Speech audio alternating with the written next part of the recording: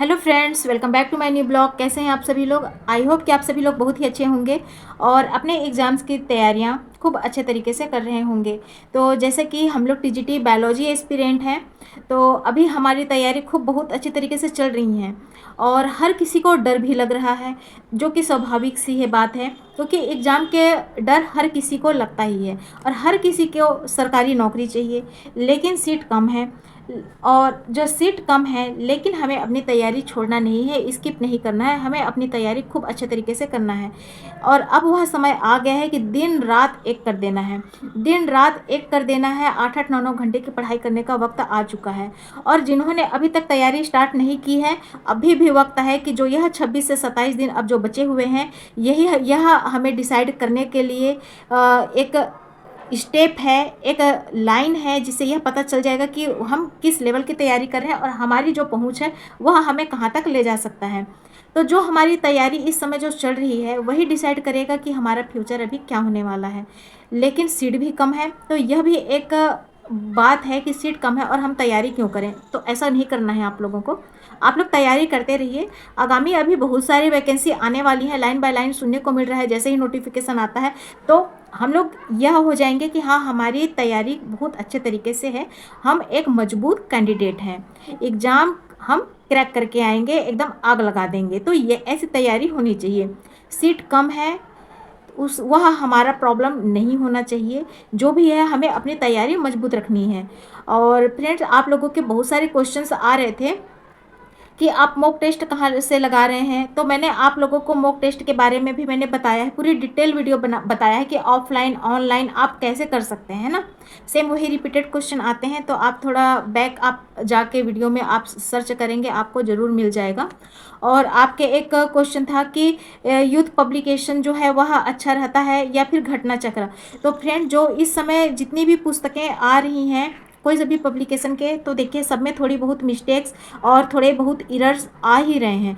लेकिन हम पढ़ाई कर रहे हैं तो हमको पता है कि कहाँ पे वह गलतियाँ हैं, तो वह गलतियाँ हम तो पकड़ सकते हैं, है ना। तो जो पढ़ रहे हैं, आप लोग ये मत सोचिए कि एरर है या मिस प्रिंट है या किसी भी तरीके से गलत आंसर है तो हम पढ़ाई छोड़ दें, या हम वह अब यह बुक हमारे लिए बेकार हो गई है। देखिए, केवल 2 या 3 क्वेश्चन एक अगर गलती हो रही है ना, ज़्यादा नहीं होती हैं गलतियाँ। ऐसे नहीं है कि अगर भाई वो पब्लिशिंग कर रहे हैं, बुक पब्लिश कर रहे हैं, तो अगर इस तरीके से करेंगे तो उनका तो मार्केट में खुद ही जो उनका रेपुटेशन है वह डाउन हो जाएगा। तो ऐसी गलतियाँ नहीं होती हैं, उतनी ज़्यादा लेवल की गलतियाँ नहीं होती हैं। मैं बताऊँ तो यूथ पब्लिकेशन में और शिल्पी पब्लिकेशन में भी मैंने देखा है, कई लोगों के रिव्यू भी आ रहे हैं कि उसमें भी गलतियां हैं। मेरे पास जो एचडी पब्लिकेशन है, मैंने देखा कि उसमें भी लोग कई सारे बता रहे हैं कि उसमें भी बहुत सारी गलतियां हैं। जो ये वाली पुस्तक है तो इसमें भी मिस प्रिंट है। इसमें तो केवल मैंने जो 2021, 16 और 13 केवल इसी से ही मैंने पढ़ाई करी है। बाकी जितना भी है मैंने यूथ पब्लिकेशन से पढ़ाई करी है। क्लियर बताऊँ तो यह तो मैंने अभी की पब्लिकेशन रिसेंट वाला है करके मैंने इसको लिया था। तो चलिए कोई नहीं जी, अगर आप लोग पढ़ाई करते रहते हैं तो वह पता चल जाएंगे कि कहाँ पे मिस्टेक है। और अभी इस समय भी ये भी कमेंट्स आ रहे हैं कि क्या हमें बैच लेना चाहिए। तो देखिए, अगर आप इस समय बैच लेना चाह रहे हैं तो मैं क्लियरली बोलूँगी कि आप बैच मत लीजिए। लेकिन अगर आप यह चाहते हैं कि हमको बैच लेना है, हमें अब के लिए नहीं बाद के लिए लेना है, लेकिन अगर हमें अभी भी मिल जाता है और तो हम थोड़ा बहुत देख लेंगे, थोड़ा बहुत हम स्टडी कर सकते हैं। हम 5-6 घंटे अभी हम उस जो भी परचेस करते हैं बैच, हम उसको दे सकते हैं।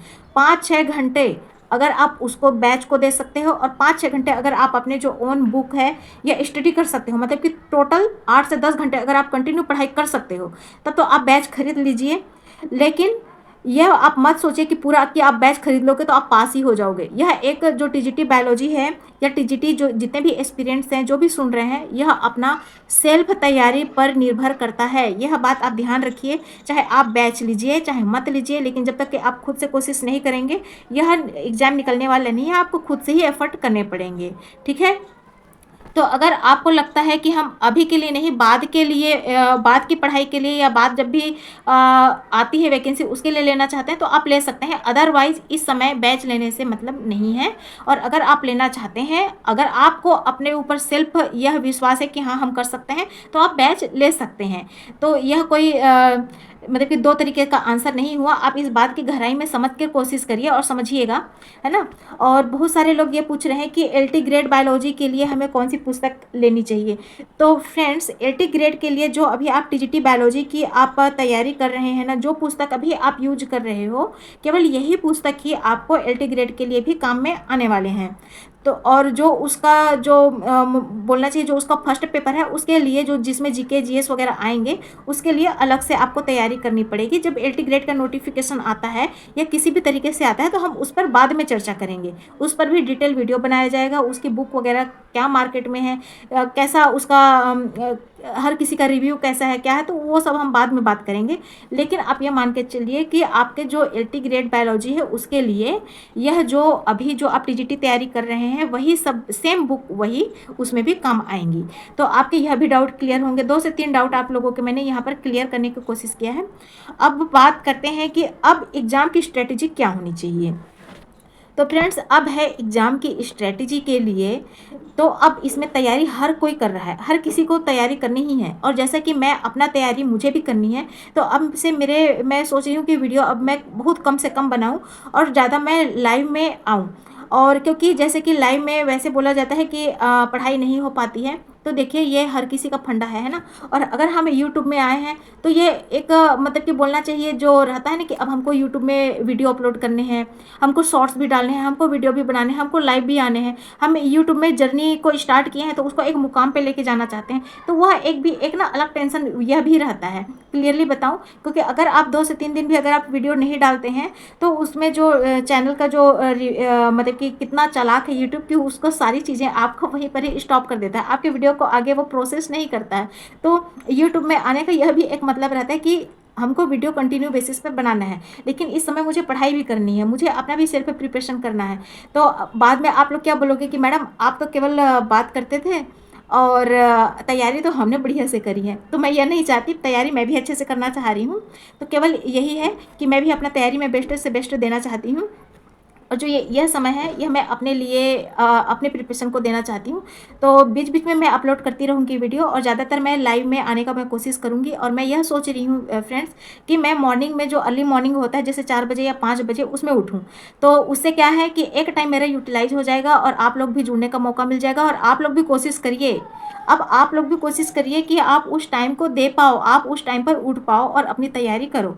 तो बस यही है आज का वीडियो मेरा, मतलब कि आप लोगों को मोटिवेट करने का, और कि आप लोग भी अपने से तैयारी में जुट जाइए। और मोबाइल में जो आप देखते रहते हैं कि अभी उन्होंने क्या बोला, ये टीचर ने क्या बोला, वो टीचर ने क्या बोला, तो अब वह देखने का समय नहीं है। क्योंकि इस समय सारे जितने भी हैं न्यूज़पेपर की कटिंग वगैरह लगा लगा के जितने भी चैनल्स हैं वो सब में केवल यही बता रहे हैं कि अब आया बीएड, अब पीजीटी में लागू होगा, जीआईसी में लागू होगा।